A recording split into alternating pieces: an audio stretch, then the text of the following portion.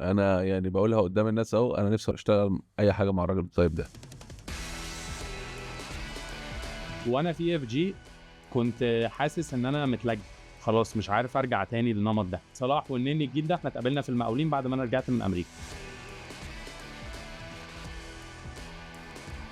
فبقيت بحس ان انا تايه من غيرهم، يعني رجالتي ومشي وسابوني انا ما اقدرش كل شويه اغير الاستراتيجي بتاعتي على طموح واحد عندي. من حقي ان انا احافظ على الاستراتيجي بتاعت شركتي. ايه اللي جابك انت على الهب؟ انا ما هو دي رؤيتنا، فاهم؟ كبني ادمين. مين اكتر شخص اثر فيك؟ ابويا. بتفكر في الفلوس كم مره في اليوم؟ كتير. ده دخل بس يقول له هات 2000 جنيه زياده، قال له انا ما عنديش فلوس اطلع بره.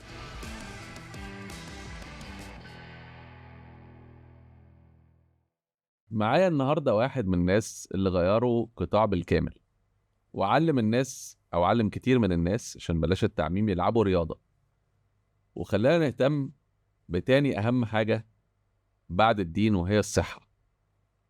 وطبعا اسمه اتربط بفنانين ولاعيبه كوره وممثلين وعمرو دياب وحركات جامده جدا جدا. انا علاقتي بيه قديمه جدا، وبحترم جدا طريقه تفكيره، وبحترم جدا ازاي بيقدر يبقى عنده ثبات على المبدأ فيكسب قدام، رغم ان بيحصل له شويه بلاوي في الطريق، بس بيستحملها وبيعديها بكرم ربنا، وما عندوش مشكله خالص ان هو يحتسب كل حاجه على الله، ويبقى عارف ان نتيجه السعي مش دلوقتي حالا.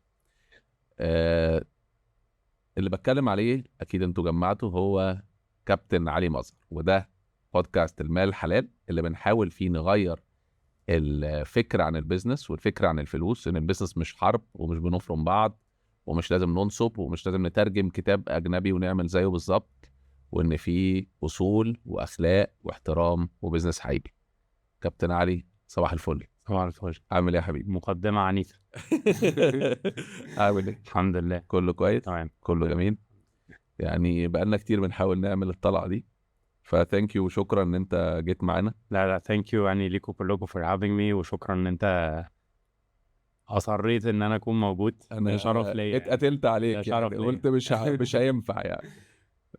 وانا على فكره حاولت كتير جدا مع علي لغايه ما وافق، فثانك يو علي انك موجود. وانا عارف ان انت ما بتحبش الظهور، وعارف ان انت ما بتحبش الاوفر اكسبوجر او الظهور الزياده، فانا عارف انك عامل لنا استثناء، فبشكرك يعني. لا مش عامل استثناء. انا زي ما انت كلمتني اول مره، يعني التكه اللي عندي اللي كنت خايف منها ان انا اقول لك ايه بلاش ظهور زياده وبخاف ساعات اكون بزكي نفسي على الناس. ساعات بحس ان انا اقل بكتير من ان انا اطلع اتكلم او ان انا ادي نصيحه او كده، فشكرا ان انت شجعتني ودوست عليا عشان اتكلم. بص، انا بشوف ان لو انت ما اتكلمتش، في واحد تاني او شخص تاني هيتكلم، فلو انت عارف انك بتفهم في حاجه لازم تتكلم، بس بالكميه المظبوطه يعني. صح. فربنا يكرمك، انت عارف ان انا بحترمك وبعزك يعني. فقبل اول حاجه كده، وقبل ما نبتدي نتكلم عن رحله بي فيت، خلينا اسالك شويه اسئله كليشيهات يعني. مش بتفكر في الفلوس كم مره في اليوم؟ كتير. يعني بفكر في الفلوس كتير عشان للأسف الحياة اللي احنا بنعملها، لو انت حتى عايز تبقى عندك فاليو، لو ده فاليو مجتمعي، لو ده فاليو ان انت تساعد الناس، لو ده فاليو ان انت حتى تساعد الناس في نطاق شغلك، الفلوس هي الأداة. بس بحاول دايما افكر نفسي واسيطر على فكري ان هي تفضل أداة، ما تبقاش حاجة اكتر من كده. فلو انت عايز تكبر الشغل، انت بتحط تارجت بالفلوس، لان هو دي اللغة اللي احنا بنتكلم بيها في الشغل. بس عشان ده يفتح كام بيت، او ده هيعمل امباكت قد ايه، او لو انت مرنت 5000 واحد بدل 3000 واحد، ما هو اوتوماتيكلي الشركه هتكبر. بس يبقى الهدف هو نشر الفلوسفي بتاعتنا، انك تمرن الناس اكتر، انك تاثر في حياه ناس اكتر. والفلوس كده كده بتيجي، فانت بتبص لها من الناحيه دي، بس لازم تبقى كل شويه بترجع تفكر وتستحضر نيه انت ليه بتعمل ده اصلا. وشغلتك برضو فيها حته انسانيه عاليه قوي يعني. طبعا. انت يعني انا بشتغل مع ماشين اكتر في شغلي يعني، انا فبستصعب قوي اي حد بيعمل شغلانه فيها ذوق ورأي صح. وممكن تمرينة تعجب حد ما صح. تعجبش حد. صح.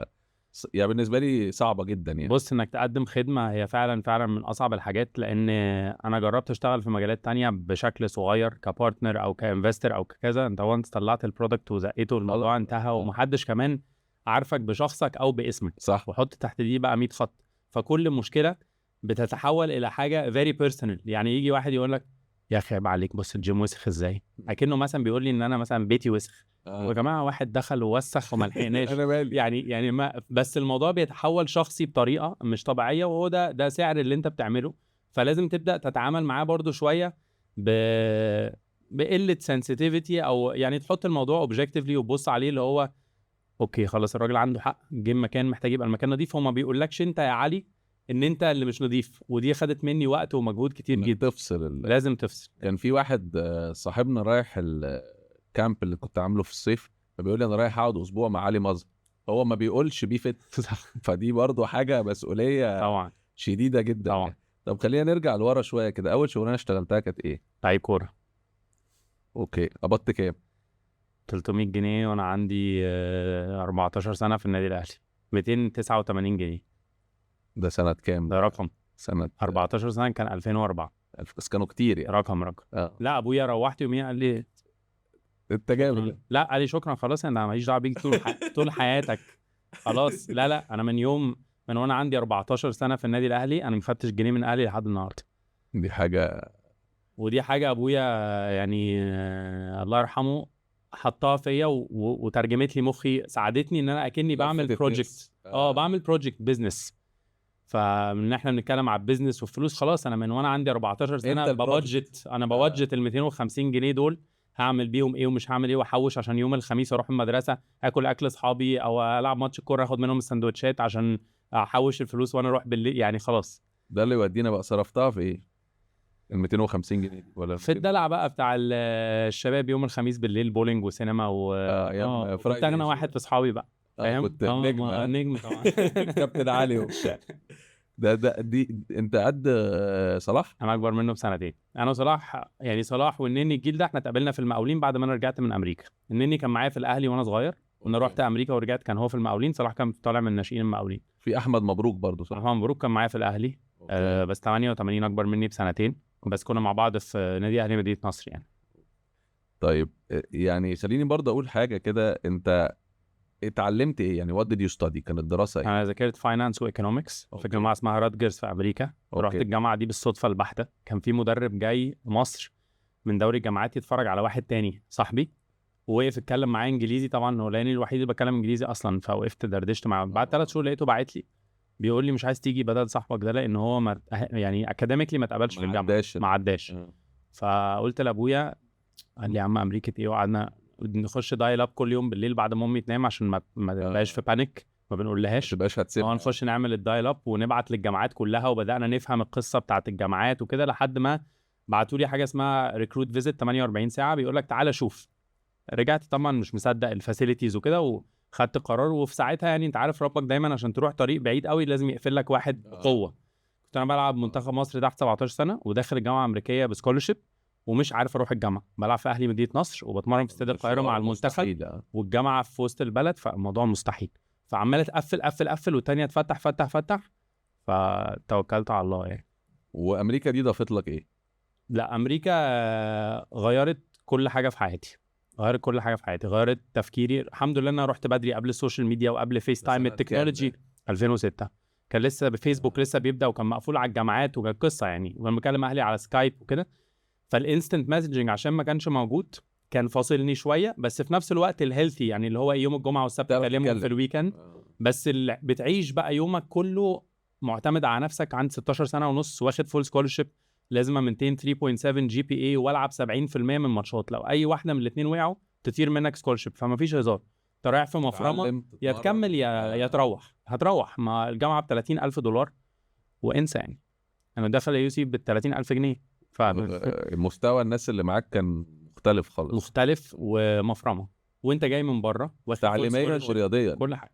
لا وانت جاي واخد منهم حته من التورته، فاهم؟ ففرم يعني. وجاي من مصر فانت عندك ريسيزم على ان انت جاي تاخد مننا سكولرشيب، على ان انت محتاج تمنتين. واللي صعب في الجامعه ان انت بتروح عندك 16 سنه، ممكن تلعب مع لعيب عنده 20 21 في السن ده. صعب، فرق كبير قوي. فرق كبير قوي. آه. فانت مطلوب منك تروح كفريشمان تلعب مع سينيور تبقى زيك زيه واحسن منه، لان انت جايب سكولرشيب. فهو بيدفع وانت ما بتدفعش فلازم 4 سنين تعمل فارم. باللقمه يعني.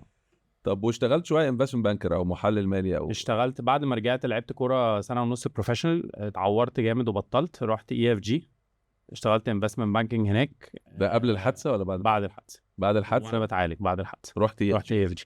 اوكي. وما كانش في دماغك الرياضه بقى في اللقطه دي؟ لا كلمت دينو يساعدني. دينو حبيبي بحبه قوي. كلمت دينو يساعدني، كلم ماجد عيوطي. ماجد عيوطي راح واخدني على EFG، عملت انترفيوز وبدات شغل هناك، وما كانش في بالي رياضه، لا كان خلاص يعني. وايه السبارك او الشراره اللي خلتك تبدا بيفت؟ وانا في EFG كنت حاسس ان انا متلج خلاص، مش عارف ارجع تاني للنمط ده. حاسس ان انا متخيلك ببدله وكرافات خالص. ولا هم كانوا متخيليني وبيتريقوا عليا فاهم، وانا مزنوق في البدله اصلا. مستحيل يعني بنزل اتمرن اطلع اتزنق في القميص تاني. مستحيل. لا فربنا كرم يعني، والله الفكره جت. دخلت كان ساعتها دايركتور عمرو فكري. دخلت قلت له فكري فيكس كان بيلعب كروسفيت وبتاع، قلت له فكري انا بفكر في 1 2 3. قال لي انا همشيك من الشركه. قلت له، قال لي انا اكلم جندي واكلم كريم عوض بتاعه واجيب لك استقالتك. قلت له، ولحد النهارده ببعت له كل بروجكت كل كذا، اقول له فكري انا لولاك انا جزاء شجعني. قال لي دوس. الاندستري كانت لسه ما فيش اندستري، كان جيمات وبس. فترتيب ربنا بصراحه يعني. انا فاكر اول مره اتمرنت النوع التمرين اللي في بره ده كان مع نبيل. نبيل رستم بوت كامب. ونبيل كان بيخليني اسيست معاه في بوت كامب. ما نبيل بيخليني اشادو معاه. بعت لي واتساب كده، فروحت نادي الجزيره يروح ينزل الحاجات من عربيته ويفرش في النادي وكده. ايوه. ويوميها رجعت طبعا، انت عارف انا صحتي على قدي وما فيش، بس قال لي تعالى انت ناس بتحبك وبتاع، تعالى وهات معاك ناس. خدت معايا 20 واحد ورحنا وخدنا ناس. ويوميها قعدت ارجع بعد التمرين، يعني مش فاهم نوع التمرين ده ولا حد كان فاهمه. عباره عن يعني ايه اتمرن وامشي ورا حد مش انا. لا وخلي بالك نبيل وعوف ورامي صالح وناس كتير قوي، عشان ما انساش حد، بداوا الموفمنت دي.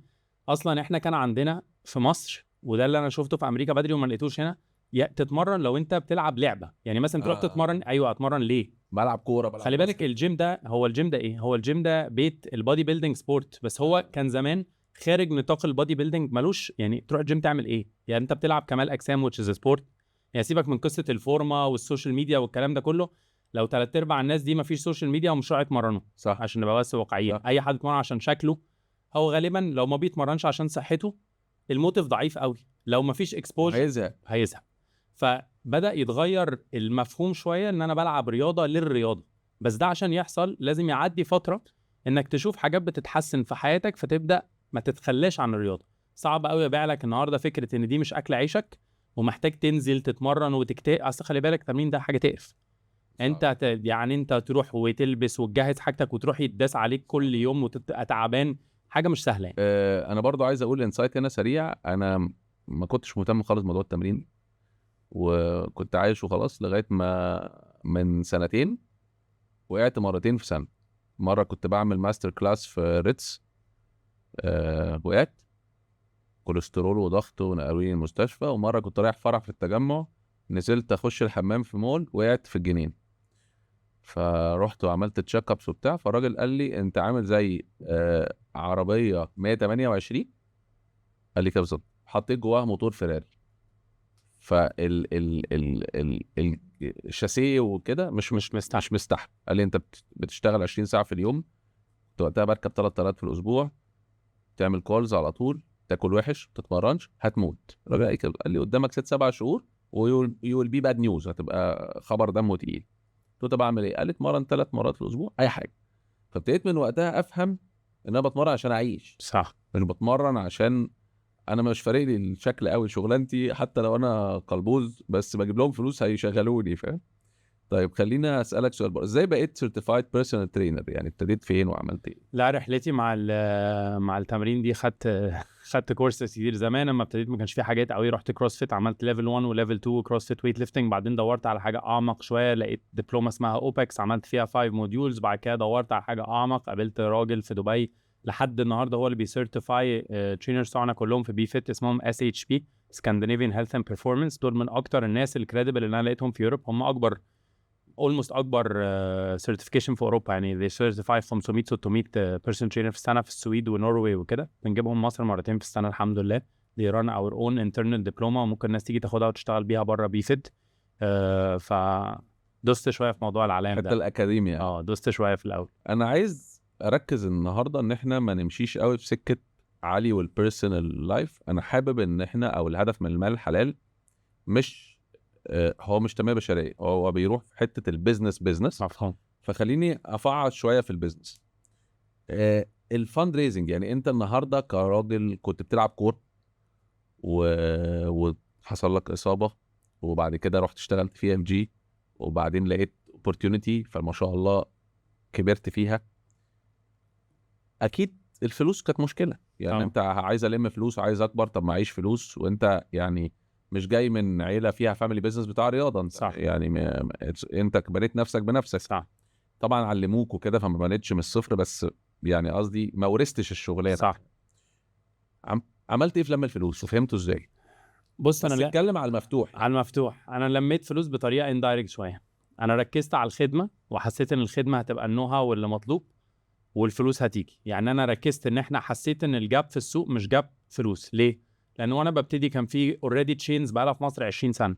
جولز جيم كان عنده مركبه على النيل، وجولز جيم عادي، وجولز هنا وهنا، فايبرز. كل الجيمات كانت بتدار بالطريقه اللي انت بتقولها، فاند ريزنج، استثمار في الجيم، اتوبيسات. والعائد من الاشتراكات وكده، والخدمه تشيري اون توب.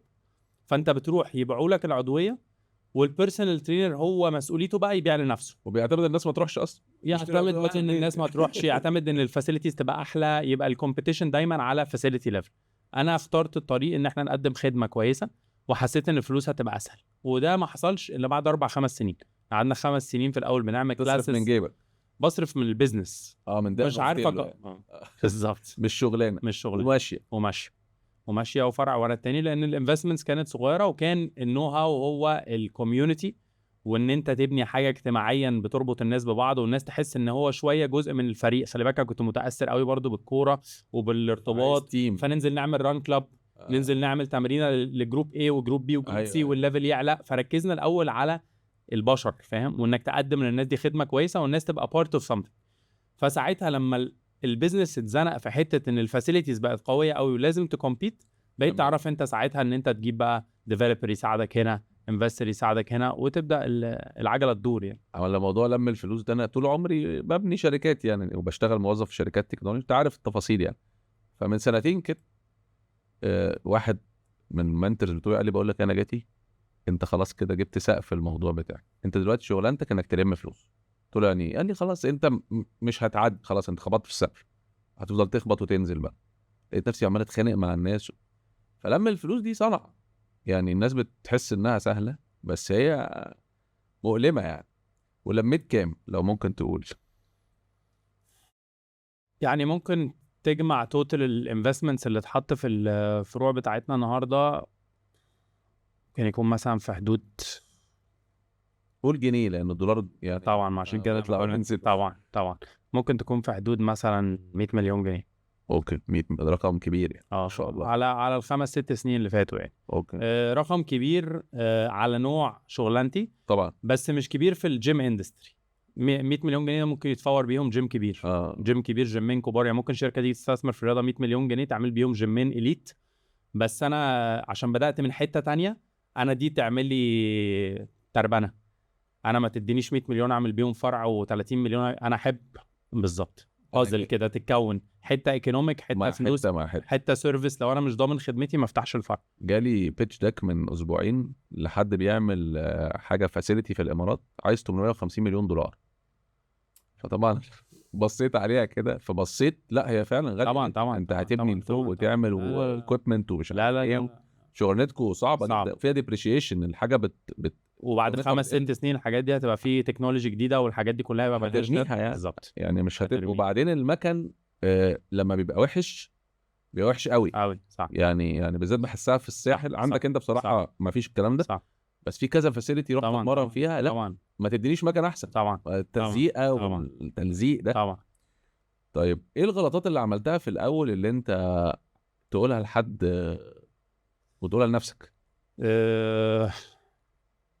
اكبر غلطه عملتها بدري ان انا ما كنتش عارف انا رايح فين. دلوقتي لو رجع بيا الزمن ممكن كنت اسيك منتورشيب اكتر او عشان اتعلمت كتير قوي بالوقت وبالفلوس. الباي اليمينيشن بالشط. بقى يعني بريح نفسي وانا داخل انام كده اقول ايه، ما حدش عملها قبلك، انت كنت بتبتدي والدنيا مش باينه والاندستري صغيره. بريح نفسي. بس لا، لو كنت دورت في ناس فاهمه بيزنس كان ممكن اخد ادفايس احسن في نوع الشراكه. حته توفر لك 3-4 سنين، يعني 30-40% من الوقت ضاع في غلطات. فالغلطه انك ما سمعتش لمنتورز كفايه بالظبط. طيب، ولو جيت قلت لك مثلا تعال نحلل كده نجاح بيفت وعلي مظهر ونشوف كده، تخيلوا تايم لاين من 2015 مثلا 14 2014 10 سنين 10 سنين 2014 ل 2024. تخيلوا كده تايم لاين، اديني 3 نقط فوق و3 نقط تحت. بص مش هقول لك بنقط بالظبط، بس هقول لك فيزز. كان في فيز بروف اوف كونسبت طولت شويه لان السوق جديد، بس عايزه بروف. يعني مثلا اول فيز كانت البتاعه دي لو علي مش واقف في كلاس هتقفل، فقعدت 3 سنين الفوكس يا جماعه انا مش رايحين لعلي مظهر، احنا رايحين مكان اسمه بيفت. فالترينرز ان هم يبقوا بنفس المينتاليتي وبنفس البروفيشناليزم ويقفوا يبداوا كلاس في ميعاده وينهوا كلاس في ميعاده ويريبليسوا علي، كان اول تشالنج.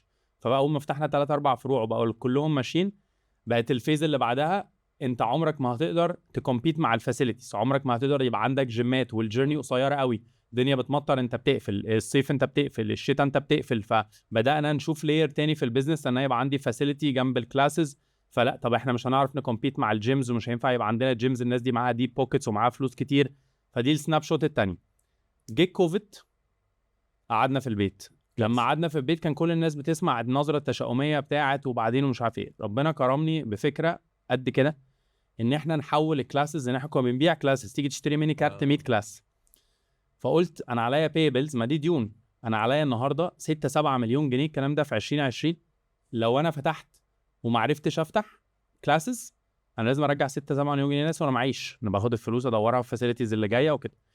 فحولنا الكريدت انتو بوينتس. فالنهارده الناس بقت بتشتري عمله في بيفت اسمها بيفت بوينتس، تقدر تختار بيها اي سيرفيس تديها لبعض ومفيش اكسبايري وكده. فلما انت بتدي زبون النهارده، اول حاجه هو بيهيدج اجينست برايس انكريس، هو معاه فلوسه في جيبه. تاني حاجه انت بتطمنه لو زبون بيسافر ويجي، واحد عايش في الامارات وبيجي لنا في الساحل بس لما يشتري بوينتس النهارده يجي يستخدمها كمان سنه من غير اكسبايري، هو بيطمن البراند الناس دي مش جايه تاخد مني الاشتراك وسلام عليكم جيت ولا ما جيتش.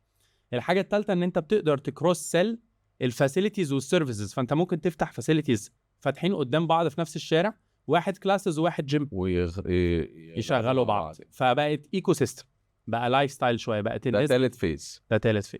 والرابعه اللي احنا فيها بقى دلوقتي. طيب انا عارف ان انت بتحب تخبي ورقك، فانا مش لا انا مش ناقص بس مش هتكلم في الحته دي. طيب خليني برضه اقول لك حاجه قبل ما نروح لدور العيله في نجاحك. انا عارف ان في بين في الشغلانه دي انك بتمرن مدربين وبيمشوا، صح؟ خليني اتكلم بصراحه يعني. وانا لسبب ما اعرفوش يعني، بس انا متابع قوي الاندستري دي بقالي 7-8 سنين، ورغم ان انا ما عنديش اي انفستمنت في السبورتس اللحظه دي يعني. بصيت على حاجات كتير بس ما فيش حاجه لقطت. لو تقول لي ايه الحاجه اللي خلتني اقف واقول لا انا مش هعمل انفستمنت في دي، هي النقطه دي. صح. ان انت بتربي مثلا، بلاش بتمرن مجموعه ناس، هنقول 20 انسان، اللي بيجي له 1000 جنيه زياده بيمشي. صح. وكان مره زمان قال لي في ناس عندها ولاء وناس عندها شيماء، مفيش حاجه اسمها لويالتي في الفلوس، مفيش، it doesn't exist. فلوس money is money. صح. فاهم؟ ايه اللي بتعمله عشان تقدر تحارب او تسستين والناس دي عماله تطير؟ بص انا حاسس لما الاول كنت باخد الموضوع بشكل ايموشنال جدا، لان كانت الشركه صغيره وانا مرتبط بالناس دي ومرتبط بالناس دي كمان على بيرسونال ليفل، فبقيت بحس ان انا تايه من غيرهم، يعني رجالتي ومشي وسابوني وبتاخد الموضوع في حته. بعدين ولابس بقى حاجه تانية تغيير بس حسيت النقطتين، في نقطه طموح، ممكن حد رايح يفتح حاجه بتاعته ويجرب من حقه ياخد التجربه كامله. في الاول انا كنت باجي احاول ابقى اشرح لهم مشاكل البيزنس، بس الظروف الاقتصاديه خلي بالك دلوقتي صعبت قوي خلاص النقله دي، ان انت تطلع تعمل ستارت اب من الاول في اندستري بقى لها 10 سنين بقى الموضوع تقيل. المشكله بتاعه الهيد هانتنج دلوقتي شايفها بصراحه very positive. احنا ريرلي ما بناخد حد من منظومه تانية، عشان انا عندي الحمد لله ماي اون اكاديمي وبنسيرتيفاي اور اون كوتشز. فبقيت حاسس ان انا يعني. الخدمه عندي وخلينا اطلع فريش بلاد. فلو نجاتي النهارده اختار ان في منظومه تانية تناسبه اكتر. خلي بالك دي نقطه بتفوت ناس كتير لما تبص من بره، يعني مع كامل احترامي لحضرتك. ما انا بحكي لك، انا خارجي يعني. انا بحكي لك انت جوه الخدمه في 3-4 سبيشالتيز. تعال ناخد مثلا مثال يوجا. انت مدرب يوجا، وفي جيم تاني تخيل نفسي مدرب. صعب شويه، ما انا عشان كده قلت لك حاجه بعيده عنك خالص. وفي جيم تاني الفوكس بتاعه يوجا، يعني هدفه انه يفتح 30 يوجا استوديو في مصر. صح. فجي قال لك تعالى يا نجاتي سيرتيفاي اليوجا انستراكتور واكبر معايا وكذا. طب هتيجي لي في بيفت تقول لي تعرف تخلق لي حاجه زي دي؟ انا ما اقدرش كل شويه اغير الاستراتيجي بتاعتي على طموح واحد عندي. صح. فمن حقي ان انا احافظ على الاستراتيجي بتاعت شركتي، ومن حقه ان لو في انتيتي تانية هتوظف قدراته هو يروح يوجا يعني. بالظبط. بس المشكله الناحيه التانية ان عارف دايما للاسف حتى اصحابي واصحاب مراتي والناس القريبه ليا بقعد اشرح لهم، بس هشرح لكام واحد فاهم. بس دايما الراي العام بيفيلنايز شويه. مش عايز اقول لك الناجح عشان ما زكيش نفسي على حد، بس للدنيا اللي هو الاكبر سنه في الخناقه صاحب الشركه مع الكوتش او فاللي هو ايه ده علي فرمه، ده علي رماه، ده دخل بس يقول له هات 2000 جنيه زياده، قال له انا ما عنديش فلوس اطلع بره. اساطير. صعب يعني صعب ترضي. انت بترضي الزباين وبترضي الستاف، وساعات حتى على فكره في الزبون. يعني ممكن زبون يجي يقول لي يا اخي التريدميلز عندكم انتوا كان المفروض مثلا بص الشخص الفلاني التريدميل بتاعته جديده نوفي. ما يا جماعه مش كل ما جيم يفتح الناحيه الثانيه في الشارع انا اطلع 10 مليون جنيه من جيبي اجيب بيهم تريدميلز معيش. ودي يعني في سايكل صعبه قوي يعني. في سايكل وفي الاخر الزبون بينسى حاجات كتيره. يعني مثلا طب انا بستثمر في التكنولوجيا، ممكن الجيم اللي جنبي مش مستثمر، فالايكونومكس بتاعتي مش معدوله مختلفة. طب ما انا ممكن اكون، طب ما انا بدفعك 12000 جنيه في السنه في المكان ده، و16 في المكان ده، و20 في المكان ده، والتاني ده ب40. طب قارن وبعدين نفكر. فاهم؟ بس الاندستري كلها جديده ويانج وفيها رغي كتير وكل الناس فاهمه فيها مور اور ليس، فما بيعملوش المقارنه دي. بس ما فيش واحد مثلا هيقف عند بتاع القهوه اللي في الشارع يجيب قهوه ب6 جنيه ويخش ستاربكس 100 جنيه يقول لهم حرام عليكم ده انتوا 10 اضعاف السعر، او يروح للراجل في الشارع يقول له ايه كواليتي الزباله دي. صح. في اكسبكتيشن، بس عشان اندستري بقى لها 30 40 سنه فعلا انت وانت رايح عارف انا هدفع من ده لده. فهي بس عشان لسه بتشكله بالظبط بالبلد الدنيا بتتشكل يعني. واظن برضو انا بقول برضو از ان اوتسايدر، هي القطاع بتاع السبورتس ده في رايي البسيط متقسم 3. انا بتكلم طبعا بجهل يعني. الجزء بتاع بيرسونال تريننج والحته دي، والجزء بتاع المكن نفسه، صح. وجزء بتاع التك. صح يعني في رايي انا صح. يعني انا هقول لك مثلا انا جالي وممكن تركب عليهم الريتيل بقى سبلمنتس واكل ولبس وكل ده بيركب على البلاتفورم اللي انت بتبنيه على الارض. انا جالي بيلوتن عندي يعني حد بيرشح لي دايما انفستمنتس، فجالي بيلوتن وكانت لسه ما تعرف. ايوه طبعا بيلوتن اكيد.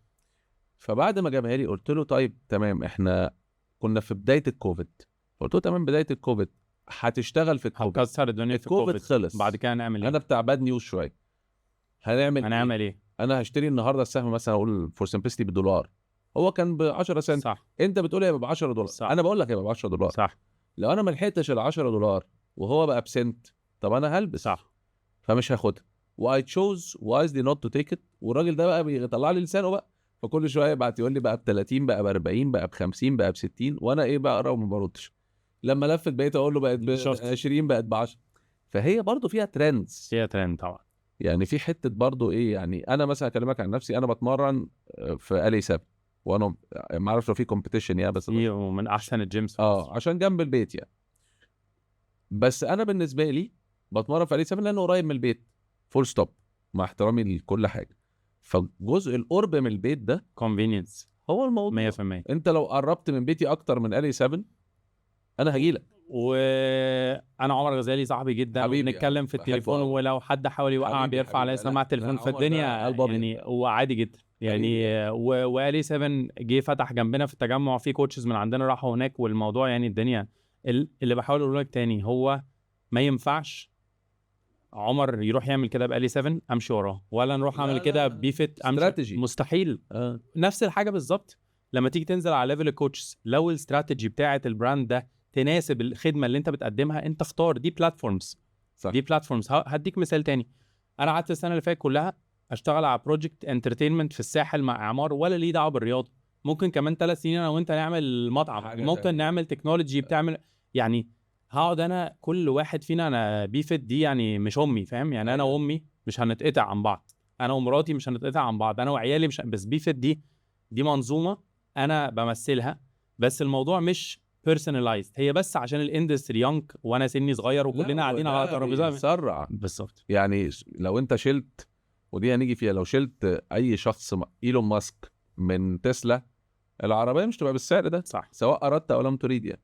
طب ايه دور العيله في يعني فيكو في الشركه؟ يعني how did the family، او ازاي العيله اثرت عليك واثرت على الشركه، سلبي وايجابي؟ خلينا نتكلم بصراحه. هو اولا دلوقتي امي بقى لها سنتين شي ريتايرد، هي كانت سي او أسطورة عرفه طبعاً. هولدنج، اسطوره. ودلوقتي شيز اور تشيف اوبريتنج اوفيسر في بيفت، بتتسلى فيها كده لا يعني. she's a legend. الحمد لله.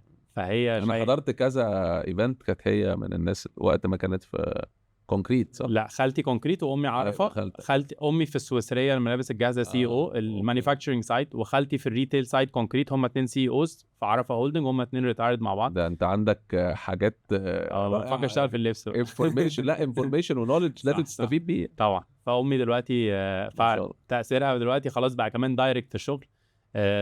بس لا. بتريبورت ليك؟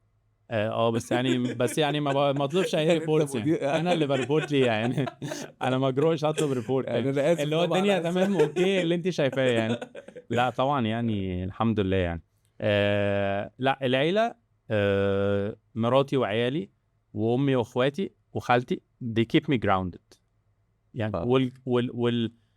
والسنس اوف belonging ده بيخليني الاتيتيود ده يتنقل معايا للشغل. انا لسه امي مهزقاني وانا داخل بتمشى من المكتب اللي كنا فيه هنا، مسحه بيا البلاط يعني، اتس جود. اتس جود ان يبقى فيه ده. لا وبص، الحمد لله الحمد لله الحمد لله رب. انا عارف ان انا شغلي والاكسبوجر والنجاح وكده ما غيرش في شخصيتي، وانت معاشرني من زمان يعني.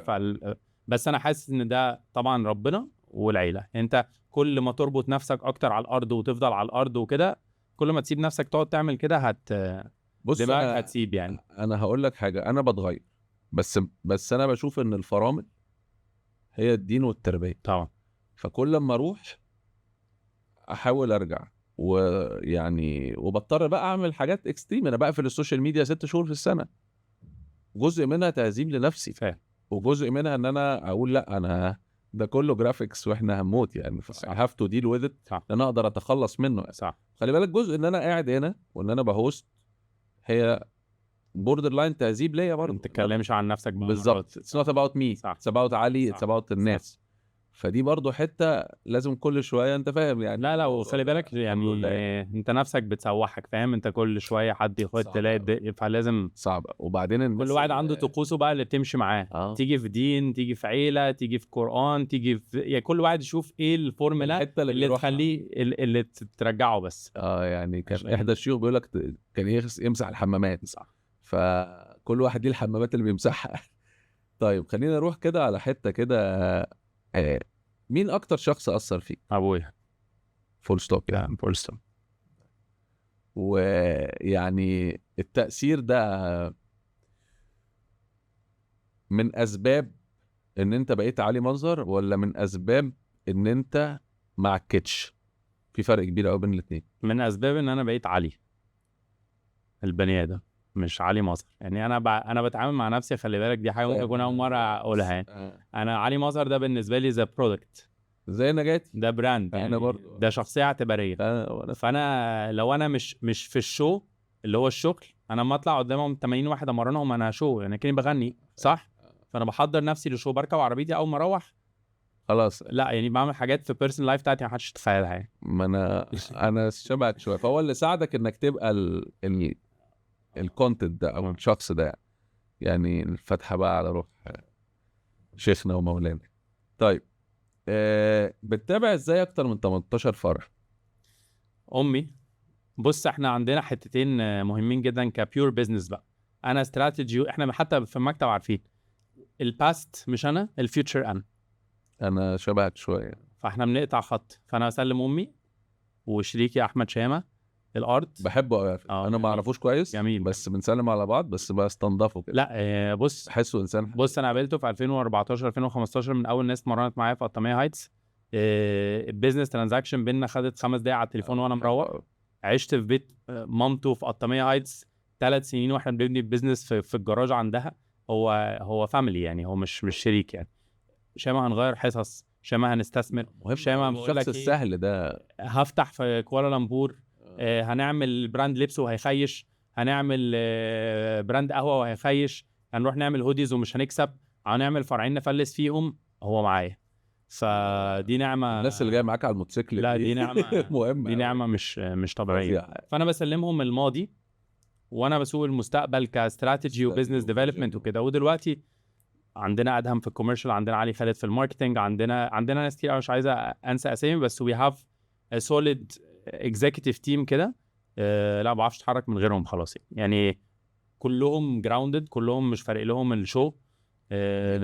وناس على الارض يعني، هم شايلين الشغل بجد يعني. انا بشوف ان لو شلت كل اللايرز بتاعه الشغل هتبويل داون لحاجتين: فلوس وبني ادمين. صح. يعني شيل بقى كل الباقي ده على جنب، هتلاقي ان هي كده.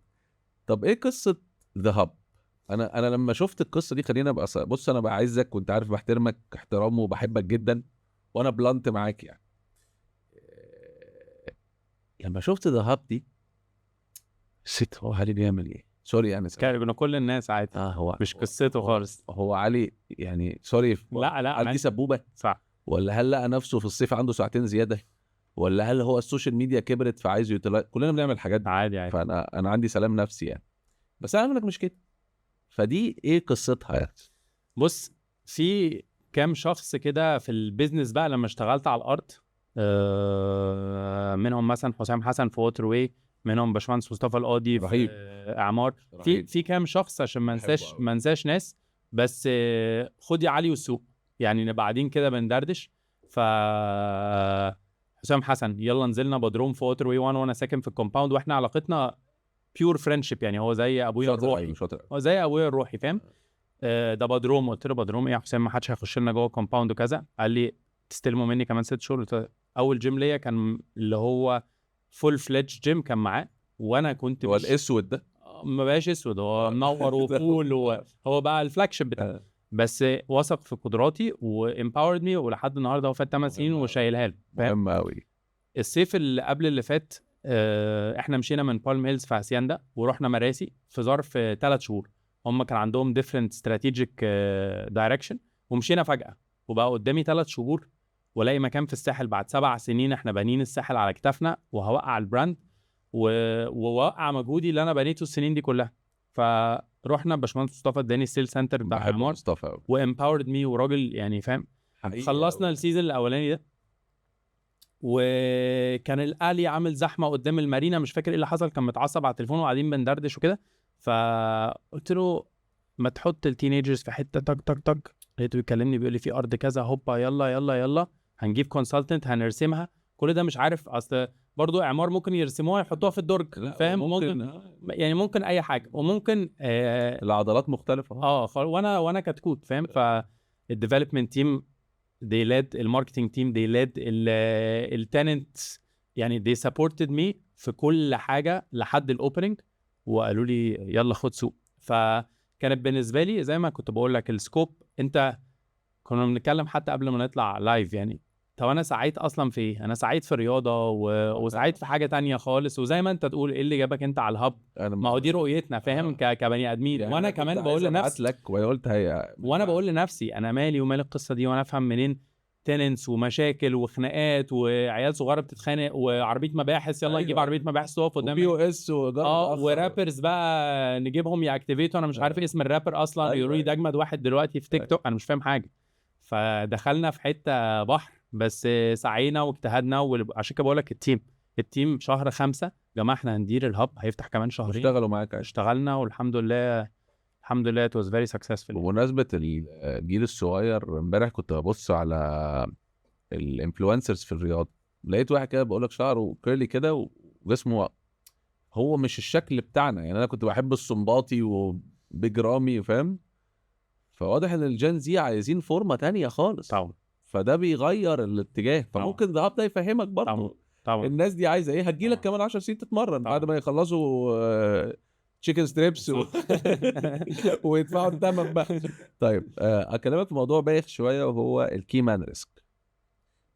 انا كان عندي المشكله دي، وفي احدى الشركات، مش عايز اخوض في القصه دي لانها دمها تقيل شويه، بس اضطريت اعالجها بطريقتين.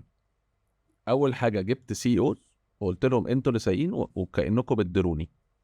يو ار ذا بوس وانا ام ذا سب بوس، رغم ان انا اي اون مور شيرز اي بوت ا لوت اوف ماني، بس عايز اخرج نفسي بره الدريكسيون. والحاجه التانية بقى اللي عملتها ان انا اشتغلت جامد قوي على ان انا الينيت نفسي كميديا من اي براند. فقبل كده كان بيتقال لك نجاتي فوري، نجاتي كريم، نجاتي حالا. كل التليفونات كانت، دخلت على جات كونتاكت ده تلاقيني مكتوب بالترتيب ده. قلت لا انا عايز ابقى نجاتي بس. قعدت سنتين عشان احاول اعمل دي، واي ثينك قربت اعملها. فبتحس ان انت عندك مشكله كيمان ريسك، وازاي ممكن تشتغل عليها، لان دي موجوده في حاجات كتير. بص كنت بحس اكتر بكتير زمان كده، اول 5-6 سنين للبيزنس. لما البيزنس كبر في دايركشنز كتير او بقى عنده ريفينيو ستريمز مختلفه كتير، الموضوع ما بقاش متمثل في علي. وعشان كده برجع تاني بقول لك قوه التيم. النهارده احنا درنا الهب، محدش عارف دوري كان 90% ولا 50 ولا 30 ولا 10. فمثال زي ده، ما انت مش هتيجي تشترك عندي النهارده في جيم عشان هو بتاع علي. لو الجيم يقرف ومش متنظف والمكان وحش والمدربين مش كويسين، فيمكن ان ابقى انا حصان شادد عربيه، ممكن عشان انا باشنيت وعندي انرجي، بس بقينا 6 حصنه. فلو انا رجلي اتكسرت في 5 بيشدوا وهنمشي ابطا سنه. الهدف ان احنا نبقى 30 حصان. انا ببص كده، لما 30 حصان هتجري اسرع بكتير. فاحنا دلوقتي 4 حصانات 5 حصانات ان شاء الله، ما اقعد معاك من سنتين، كمان سنتين نبقى 12 حصان وهكذا. ونوع البيزنس كمان بقينا بنركز ان احنا ندايفرسيفاي، وما تبقاش الحاجات مبنيه حتى لو باسم علي خدت البوش في الاول، ما تبقاش مبنيه كلها على علي. بدليل ان النهارده الحمد لله ما انا هكون في كام فرع في اليوم. صح. فلو كده كان زماننا قفلنا 12 فرع وقعدنا بثلاثه اللي انا عمال الف عليهم زي النحله تاني، فاهم؟ هي جيرني ولازم تتعلم فيها. وزي ما كنت بتكلم معاك باخد رايك في حاجات قبل ما نطلع، اللي احنا بنتكلم فيه ده كله ما فيهوش علي، اللي احنا قعدنا نفكر فيه مع بعض ما فيهوش علي. اتبسطت بس يعني لما قلت لي أنا فمخي اتبسطت. رايح في الحتت اللي ما فيهاش علي. لو من الاول الموضوع واقف على علي دلوقتي بنسبه 99% ما باخدوش. اديك نصيحه برضو نصحها لي حد كبير قوي، بس هي صعبه. لما يبقى في حاجه معينه، صنعه معينه انت بس اللي بتعملها، اتاكد ان هي كمان 6 شهور هتبقى مش معاك. صح. الكلمه دي لما اتقالت لي من حد هو من اغنى الناس في العالم يعني، قالها لي، فقلت ده راجل ملياردير يا عم هيجيب اي حد باي فلوس. وهو هيجيب اي حد او مش فارق معاه يعني، لو حد هاي جاك الشركه منه مش فارقه معاه.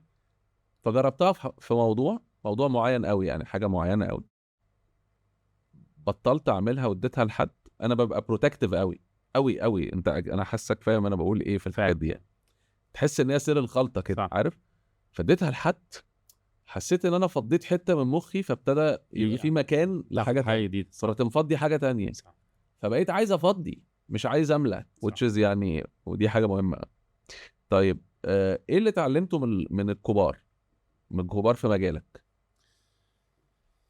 ما هو احنا بنريفير لمين ككبار؟ هضطر اريفير للاثليتس يعني، هريفير لصلاح وصلاح اصغر بس اكبر اسما ومقاما يعني. عبد الله السعيد. اتعلمت. انا بحبه، انا ما اعرفوش شخصيا بس انا مركز معاه كقصه استمرار. لا الناس دي كنت لسه هقول لك، الناس دي كونسيستنسي ومنتال ريزيلينس في حته مش طبيعيه. انا لما اتعامل 1 on 1 مع الناس. عبد الله السعيد عنده 39 سنه، 40 سنه اولموست، اكبر مني السنه الجايه. لا ما شاء الله. لا عبد الله اتمرن معاه في بيلعب الصيف. لا انا ما اقدرش اجري معاه وانا بتمرن كل يوم يعني. بيلعب في الملعب ال11 في الدوري يعني.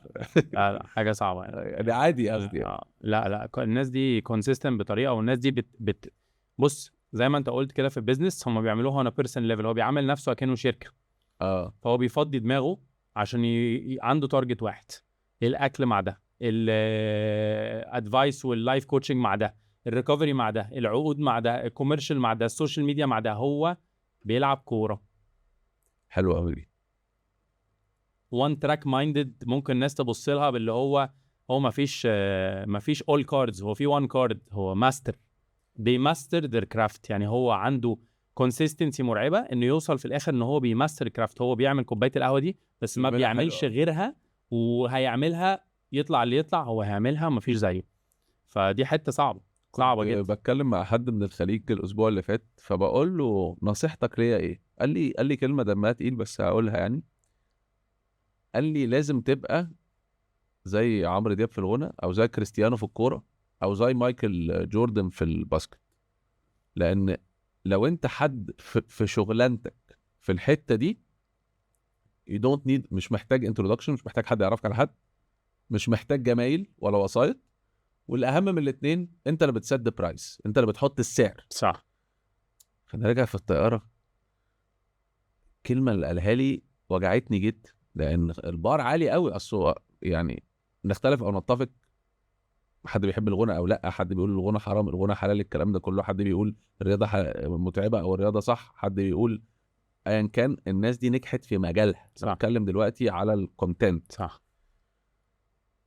صعب قوي انك تبقى كده. لا صعب. هو الكونسيستنسي اكروس السنين، واكروس الظروف الشخصيه اللي بتحصل لك، واكروس الاصابات لو انت رياضي، واكروس ظروف العيله، واكروس ظروف البلد. يعني في صعب 200 أوي. شماعه، بس الناس دي ما عندهاش شماعه. بتقعد تتكلم معاه مش شايف الكلام ده. هو هو شايف نزل الكورة. الدولار طلع، اللي بيت تتباع البيت ما مفيش، اتباعش. مش موضوع. ما مش موضوع خالص. ما دي ربنا يكرمنا يعني. مش سهله يعني. طيب ايه اللي ممكن نتعلمه من الجنزي صغيرين، بما انك قعدت معاهم في الهب يعني؟ السرعه. احنا ساعات برضو بنتقل، الدنيا بتبطأ عندنا. there's an ever evolvement، في دايما تطور تطور تطور. لازم تفضل ايدك في الكوبس عشان ما تبقاش انت القديم. انا عندي ابن اختي بيلعب في بيراميدز صغير، اسمه محمد زي اسمي يعني، فانا بحبه قوي وقريب مني قوي. الواد بقعد معاه عنده 12 سنه، مش فاهم حاجه. يا نهار اسود، بيسمع واحد اسمه فارس سكر، مش عارف مين فارس سكر ده، بيسمعني بقى فارس سكر ده. عارف لما كنت تسمع ابوك. زمان ابوك صح. صح. شاب خالد، صح. فاهم؟ انا مش فاهم فارس سكر ده بيقول ايه مثلا، فاهم؟ وبعدين بيعمل تيك توك وبطريقه معينه، هم في حته تانية، حتة سوفت وير حته مختلف. والولد ما شاء الله ربنا يحفظه يعني، ساكن في نيو جيزه، بيتمرن في بيراميدز عند دفاع الجوي. بيروح كل يوم او 5 ايام في الاسبوع، بيروح المدرسه. فانا بقول انا لو عندي 12 سنه وحد قال حد لي بعتني التجمع. امشي 100 كيلو رايح جاي 5 مرات في الاسبوع، بيرجع الساعه 1 الصبح كل يوم، الايام ال5 ايام دول بعد المدرسه، فبيرجع المدرسه ينام. بالنسبه لي عملت ايرور يعني. صح. يعني فهو مين فينا فاهم؟ فالجيل ده، الجيل ده مختلف خالص. مختلف. طيب هاخدك شويه اسئله عامه كده. هناخد كوت من مايكل جوردن بما اننا اتكلمنا على الاساطير. الاستاذ مايكل جوردن ربنا يديله الصحه قال لك I've missed more than 9000 shots in my career، يعني انا شوت 9000 كوره ما دخلوش، و I've lost almost 300 games، يعني خسرت 300 ماتش، و 26 times I've been trusted to take the game winning shot and missed، يعني كان هشوط اخر كوره عشان نكسب وما جاتش 26 مره. I've failed over and over again in my life، فشلت كتير جدا وعشان كده نجحت. مقتنع بالكلام ده ولا مايكل جوردن عملها؟ لا مقتنع 100%. واي حد نجح ما مستحيل يبقى نجح. مش هقول لك من اول مره، ممكن تنجح من اول مره، بس عشان تكمل وتستمر اكيد في فشل كتير قوي حصل along the way. انا ممكن اسجل قد نجاحاتي 3 اضعافهم فشليا يعني. حاجه. فكل الناس عدت. وبعدين الناس تقعد تقول حاجات غريبه، يعني انا مثلا ايه، يقول لك اصل نجاتي عمره ما نجح كرقم واحد، فالحمد لله بقيت رقم واحد وعملنا شغل. اصل نجاتي عمره ما نجح لانه دايما بيبقى في حد معاه غني بيصرف، طب ما فيش حد غني. فتفضل انت بقى الناس تحطك في كومبيتيشنز خياليه، دي اللي بتفشلك، انك تركز مع بقى الناس دي. بص، تفشل بقى. في سعر للاكسبوجر. وحد يعني اشطر مني بكتير مش في البيزنس في الحياه قال لي لو انت ارتضيت ان انت تبقى بابليك، يعني انا طالما ارتضيت اجي اقعد معاك النهارده واكلم الناس، لازم استحمل ده وده. زي ما في ناس تيجي تقول لك كده برافو مكانك حلو انت شخصيه جميله، ممكن يجي قدامها واحد مش مقتنع وده من حقه. بس انا برضو عندي اقتناع مش هقول لك 100% بس بنسبه 80-90% الراي الشخص فيك لو بيتكلم كبني ادم مش كبزنس، بيقيمك كبني ادم زي ما قلت نجاتي عمل كذا، علي عمل كذا، كتير قوي بيبقى ريفلكشن بتاع ظروفه اللي حصلت له بيخليه يحكم عليك بالطريقه دي. فاهم ازاي؟ يعني انا ممكن النهارده اكون اقول اي مثال تافه، اتظلمت كتير جدا في حياتي، فانا احساس الظلم ده دايما اول حاجه بدور عليها هنا مش هنا. ايوه فاروح اشوف نجاتي عمل غلطه، هي غلطه فعلا، ايوه بس اقول عليه ظالم بدل ما اقول مثلا اتلخبط. في واحد كفرني في الكومنتات، انا ما عملتش حاجه، بس لازم ترتضي يعني قال لك ده كافر، يا نهار اسود كافر يعني تو ماتش يعني. لازم ترتضي ان انت وانس ان انت اكسبوزد انت بقيت بابليك ماتيريال. عشان كده بقول لك انا في الاخر بعتبر علي مظهر ده شخصيه اعتباريه. زمان كان علي وعلي مظهر واحد، انا علي وفي علي مظهر. علي مظهر ده بيعمل شغله على قد ما يقدر بما يرضي وعلي الله، ده بياكل نتفق ويشرب او نختلف خلاص مش مشكله. ولازم كمان في الشتيمه، انا كنت لسه بقول لواحد صاحبي، انا لو ما يعني باذن الله ربنا يكتبها، لو ما دخلتش الجنه باعمالي هخش بالشتيمه. بتشتم شتيمه علي وناس انا مش عارف بيجيبوا الكلام ده واساطير بقى في الناحيتين، ده عمل مش عارف ايه او ده لبس فين، وانت اكيد انيل يعني. عادي. طيب هنتكلم في حاجات بيزك كده عشان انا مهتم قوي بالبرنامج ده انه يروح للسن الصغير، فبحاول اخليه فيه حاجات بيزك. يومك شكله ايه؟ يومي لو مش مسافر مكرر جدا، يعني بصحى بدري جدا، بحاول اصحى ساعه ونص ساعتين قبل عيالي الساعه كده، كام يعني؟ 4 ونص 5. خبر ابيض، انا بس الساعه 11 بس بخلص شغل 4 ونص. لو 9 ونص 10 وكده. حاول اخد ساعه ونص ساعتين لطقوسي الصباحيه قبل الدوشه والزحمه وكده، حاجات ليا انا شخصيا او حاجات في الشغل محتاجه تركيز شخصي. اقعد مع العيال ساعتين الصبح كواليتي تايم كده، افطر انزل العب رياضتي، ابدا شغل 9 ونص 10 بالكتير. احاول اشتغل لحد 2 3 فيري فوكست. انا مش من الناس اللي بتشتغل 16 ساعه في اليوم، لان انا شغلي كده كده انا بشتغل 16 ساعه في اليوم، تليفونات بس اولويز اون كده كده. فبحاول اقنن ساعات المكتب للحاجات اللي فيري فوكست، ميتنجز مهمه، شغل بلانز، حاجات انترنال 5 ساعات عشان افضي دماغي بعد عشان كده تقدر بالظبط. تدي. فيومي شبه بعض جدا يعني، ممل وده جدا كويس. ممل جدا. طب السؤال ده بالنسبه لي مهم بس ساوندز كليشيه شويه، ايه عادات سيفنج عندك او عادات ماليه بتعمل؟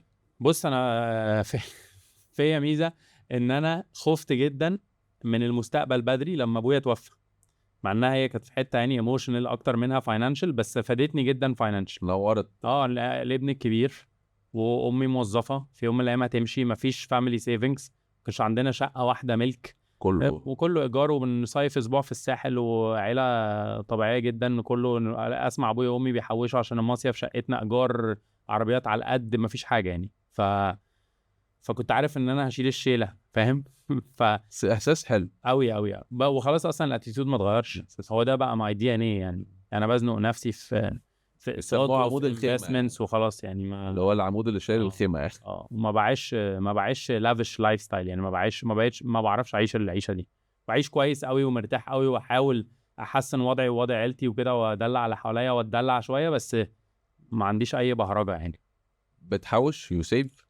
ما بحوش، لا بستثمر كتير. ما هو ده كتير احسن، ده اذكى يعني، كتير. ده اذكى. وفي اي حاجه يعني، انا ريسك تيكر انا بايظ خالص عادي. انا موضوعي صعب جدا برضه، بس يعني لو في حاجه واحده تنصح بيها حد عمل شويه فلوس زياده اكتر شويه، تنصحه يعمل ايه؟ يشتري ايه؟ يحوش شويه ما انصحوش، ويعمل ريسك بورتفوليو مناسب لظروفه ومستقبله. انت يعني هتقول الكلام ده احسن مني بكتير، لا بس لا شويه سيف انفستمنتس وشويه ريسكي انفستمنتس، حسب يبالانس دول ازاي، بس شويه سيفنجز في اوقات في شويه في اوقات من الاوقات السيفنجز شفت السنه اللي فاتت وجعت لي بطني يعني، كان يا ريت يبقى في شويه سيفنجز. شفت السنه اللي فاتت الحمد لله. طيب ازاي تقدر، سؤال برضو كليشيه بس مهم قوي، ازاي تقدر تطور نفسك دايما؟ ازاي دايما تبقى انا بكره الصبح عايز اطلع سلمه زياده، انا بكره الصبح عايز اتعلم حاجه زياده؟ ازاي بتخلي المكنه دي شغاله؟ بفضل اكسبوزد، بفضل احاول اقابل ناس انجح مني، احاول اقابل ناس اشطر مني، ادور على حاجات يعني، اروح اشوف ادور ايه ده، انا ليه ما عنديش ده، انا ليه ما عنديش ده، انا ليه ما عنديش ده، فتفضل دايما في عجله كده لازم. طيب ناس تستفزك يعني انا جود واي، هل في حد نصحك نصيحه ماليه زمان وكانت مفيده؟ مش نصيحه ماليه، الباك جراوند بتاعي في الجامعه وفي اي اف جي فادني جدا. فادني جدا انا افهم يعني ايه ريسك بروفايل، وافهم يعني ايه استثمر قد ايه هنا، استثمر قد ايه هنا، ستوكس ولا بونز ولا ريل استيت ولا في شركتي ولا يعني دي ظبط فرق. لك وانا فخور جدا ان انا 10 سنين مفيش حد حط جنيه جوه شركتي بالحجم اللي احنا وصلنا له ده. يعني حتى كل الفاندنج اللي حصل كان بارتنرشيب مع ديفلوبر على فاسيلتي ليفل، بس شركتي الحمد لله لحد النهارده we did not need to raise any funds for growth، والحمد لله بنكبر consistently بقالنا 10 سنين ما وصلناش مثلا لماتيوريتي ليفل او كده. وانا برضو عندي مشكله في البيزنس ممكن تكون ضراني شويه، انا ما اعرفش انام وانا عليا فلوس لحد، هتسميها بقى استثمار سميها اللي انت عايزه، بس انا لو وعدتك ب 25 30% في السنه هبقى تعبان قوي وانا بشتغل. فدي ممكن تكون عطلتني، وممكن تكون كانت ممكن غلطه، تكون زقتك. وممكن تكون زقتني. انا عندي اجنده صغنونه كده بكتب فيها انا لميت فلوس من مين ايه ورجعت لمين ايه في حياتي. هم كسروا ال1000، ودي معلومه دمها تقيل، واللي كسبوا حوالي 800 وشويه. ده بقول لك معلومات يعني، فانت فاهم يعني ايه فاهم يعني ايه تلم فلوس من اكتر من 1000 كيان او شخص، حاجه مزعجه بشكل رهيب طبعا. يعني. بس يعني الحمد لله ربنا يدينا الصحه.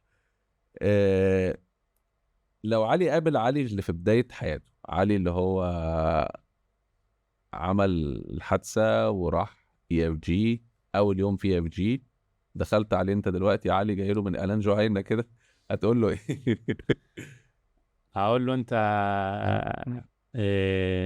هتوصل لحاجه كويسه، بس زي ما قلت لك يعني consult as many people as you can throughout the journey. انا كتير قوي ركزت على الصنعه من الباشن، خلي بالك ساعات الباشن بيبقى مضر لانك مش بتبص على الحاجات التانية. صح. احلى تمرين النهارده ايوه ولازم ايوه. ماشي، ما هو انت ركز فيها، بس لا انا قعدت كتير بهمل حاجات تانية كتير في البيزنس، بتلف تلف وترجع تعملها غصب عنك، ستراكشر وورق وناس تدير وناس تشيل عنك موضوع مزعج. بس انت عشان انت صنايعي وحابب اللي انت بتعمله قوي بتتيك اوفر يعني، فاهم؟ انت عارف انا عشت حياتي كلها فخور قوي اني بكتب كود، بكتب، ولغايه قريب كنت بفضل اطور، لحد ما الاخ تشات جي بي تي ده طلع ريليس بيكتب كود. فدخلت قلت له اكتب الكود ده، كتبه، خدته حطيته على الديباجر طلع، وكاتبه احسن مني 2000 مره. فحسيت اللي هو انا قلت يا نهار اسود. ضيعت عشت وبتمنظر على بعض يعني، اكلم مثلا فاهم. حد من اللي معايا اقول له ده انا كتبت مش عارف ايه مثلا ده انا عملت اللانجوج دي انا هستعمل ده، انا عملت ميكس بين قلت يا نهار اسود، ده احنا بقينا مش ريدندنت، صح. ده انا مالكش قيمة. مقاول وال3 دي برينتنج صح. بتاع البوت اشتغل. صح. فقلت لا خلاص بقى، يا خليني بقى ايه شوف حاجة ادور تانية. على شغلانه صنعة ثانيه تانية. اتفشخر بيها. طب لو لا قدر الله خسرت كل حاجه وطلعت من الباب هنا ان شاء الله ما يحصلش، قالوا لك بي فيت مش موجود، عادي مفيش حاجه، عادي. تعمل ايه؟ لا اعمل ايه يا فيرست نهار اسود؟ كول يعني او لا مش عارف اعمل ايه، بس سؤال صعب قوي. اعمل ايه يعني؟ اكمل حياتي بعمل ايه؟ انا كده كده العب رياضه يعني، انا عارف ده. هحاول استثمر في مجال الرياضه تاني كده كده عشان بطريقه عندك مختلفه، في نو هاو. يعني هبقى حاسس ان انا ماشي. بي فيت انتهت، انا على فكره فكرت ده كتير جدا، بس بي فيت دي على فكره قرصه كده تنتهي عادي يعني، في 30 سبب ممكن اقول لك عليهم يقفلوها في ثانيه. لو حصل هقول اتعلمت كتير قوي من المجال ده في 10 سنين وعايز ال 10 سنين على فكره. وبي فيت شغاله برضو، انا طموحي ان انا 10 سنين جايين يبقوا مختلفين خالص عن 10 سنين اللي فاتوا في بي فيت او بره بي فيت، بس فور شور ان شاء الله مش هكمل اعمل نفس الحاجه، فمن غير ما تقفل يعني كده كده انا بدور على حاجه تانية. انا يعني بقولها قدام الناس اهو، انا نفسي اشتغل اي حاجه مع الراجل الطيب ده، بقولها على الملأ يعني لانه حقيقي. طيب هسألك سؤال شخصي شويه وبعدين هنطخطخ، هسألك بينج بونج كده وبعدين تدي شويه انسبيريشن كده في دقيقه للناس اللي واخداك رول موديل، ودول كتير الحمد لله يعني.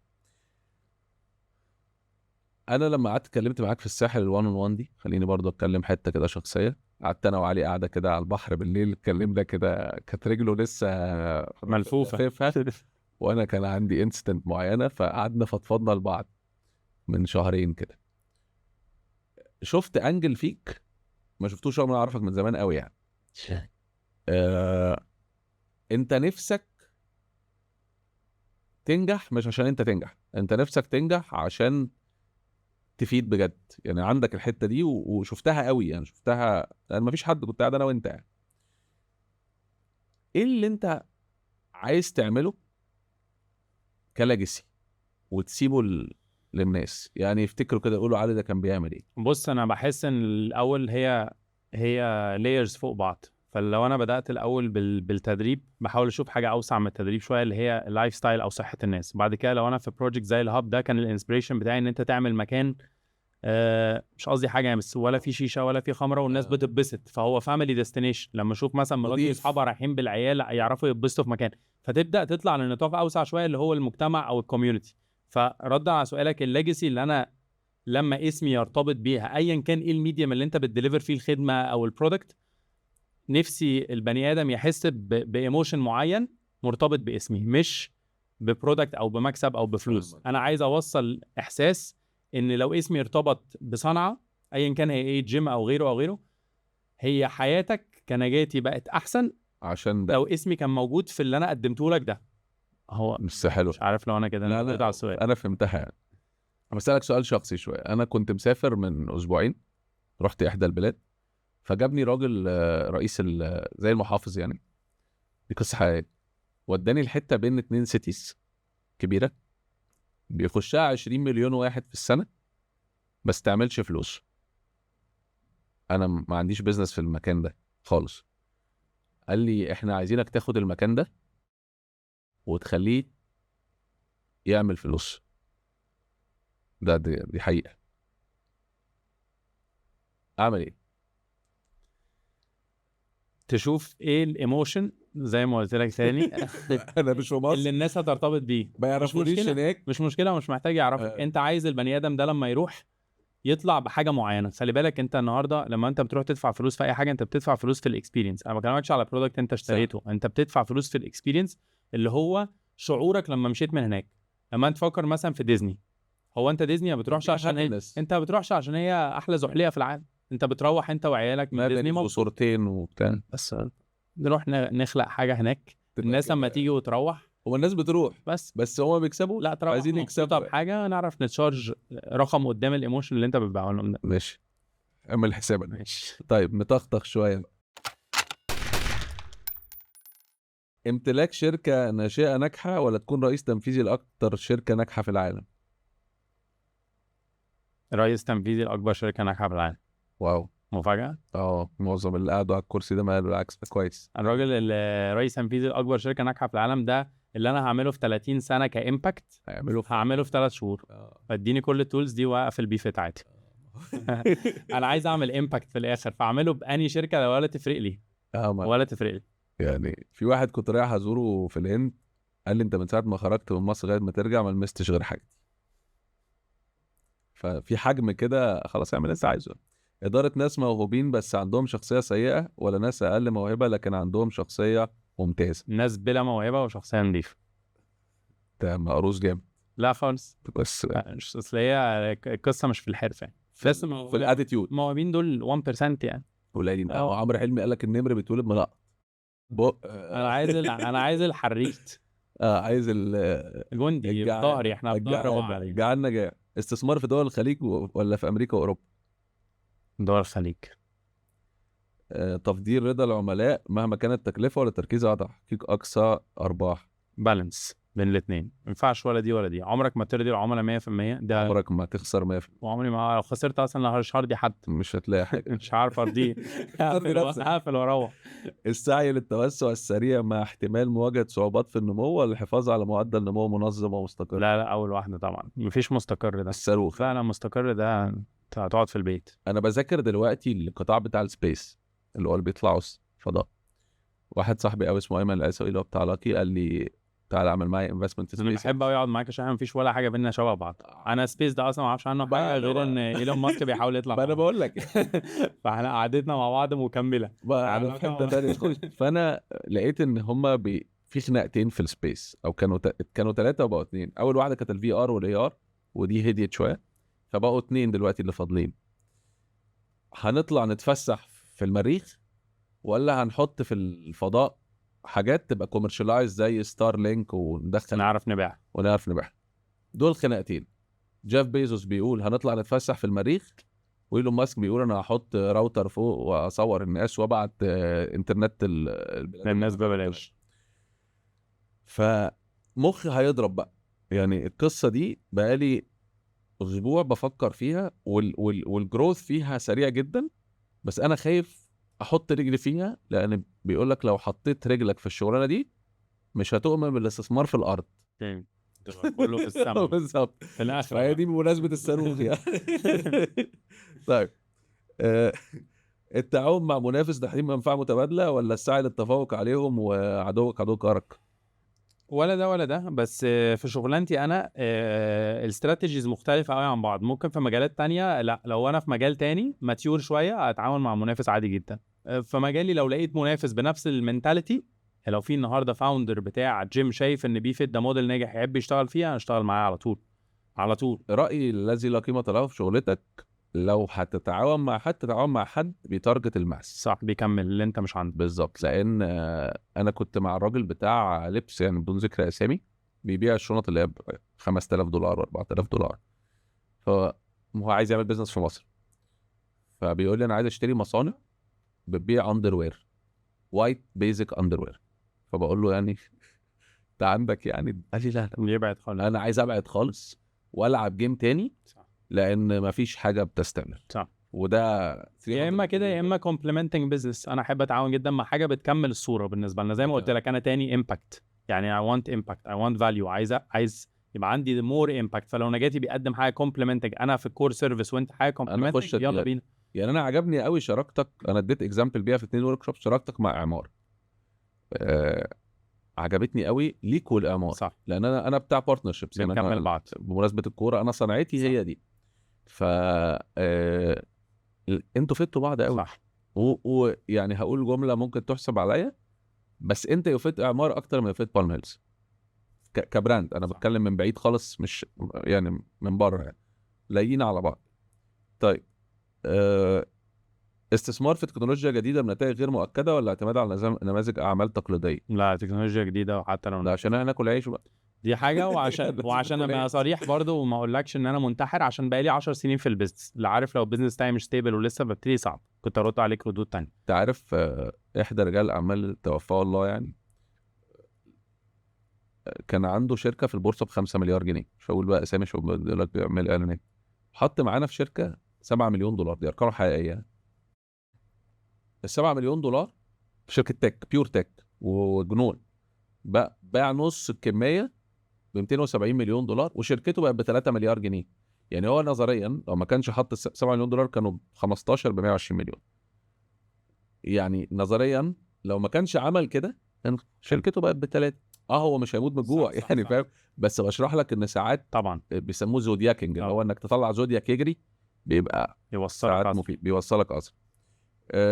قياده فريق صغير ومترابط، ولا اداره منظومه كبيره متنوعه؟ لا، فريق صغير مترابط. مش ما واضح من كلامك باسامي الناس كده عندك الكالت دي. شغل 80 ساعه في الاسبوع لتحقيق نمو عالي، ولا 40 ساعه وتبقى مروق؟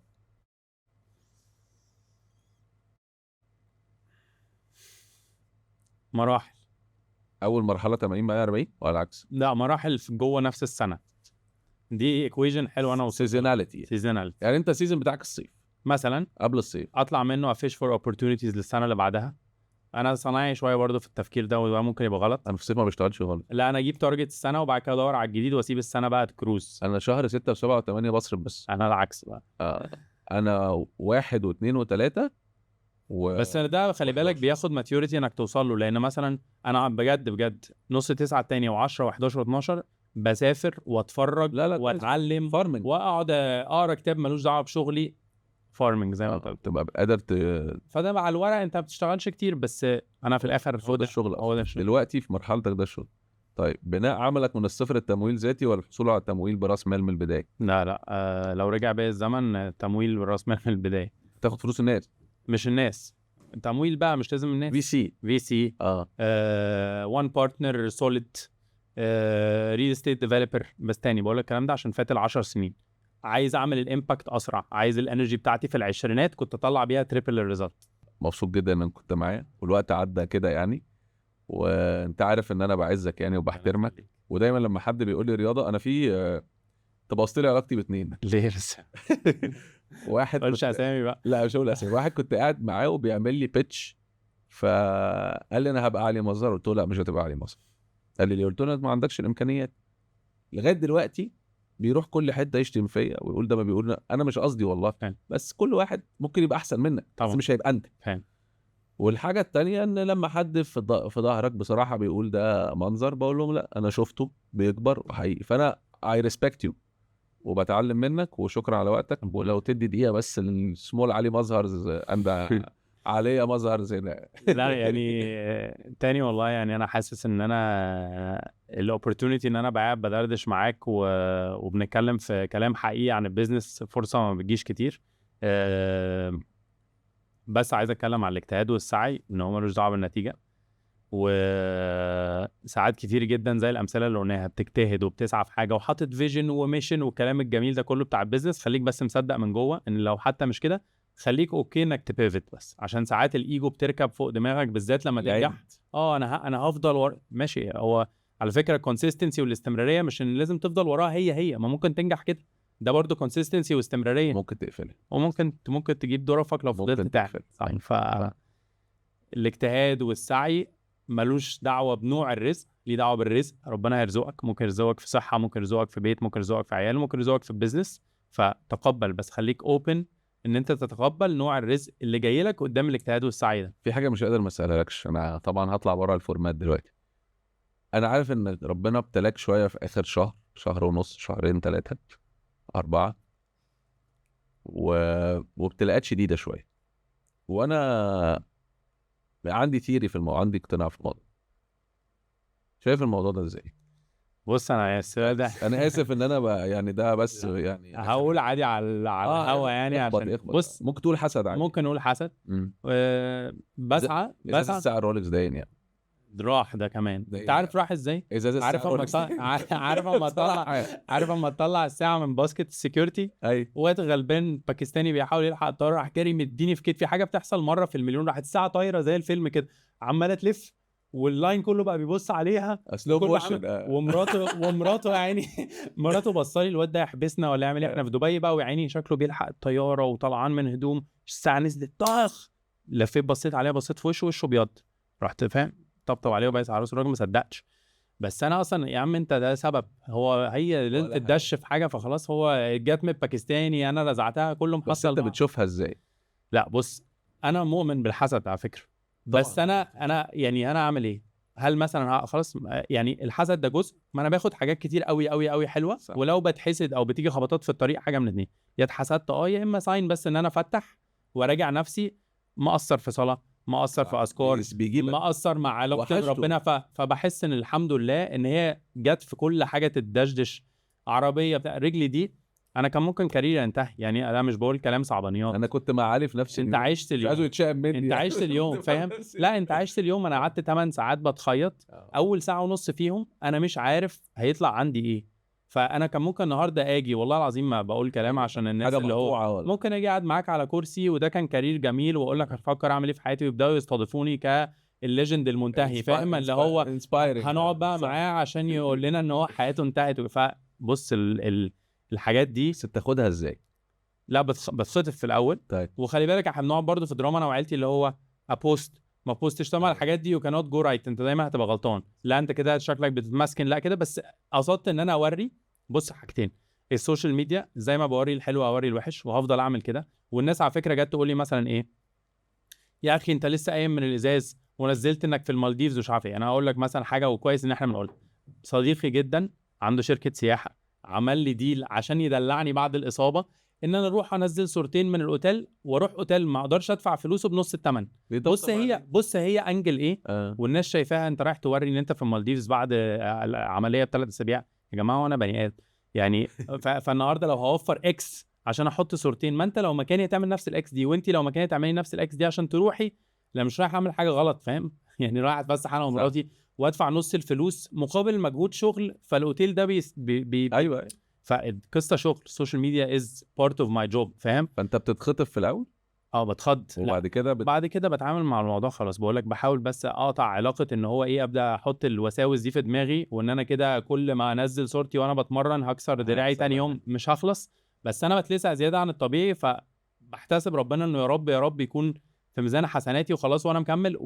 وحد سالني تاني سؤال زي اللي انت سالوني ده، ورديت عليه رد بالنسبه لي هو اللي انا مصدقه. انا لو انت حلفت لي ان كمان 5 سنين بسبب الحسد، وده طبعا اكستريم يعني، هبطل شغلانتي، انا هفضل ابوست برضه.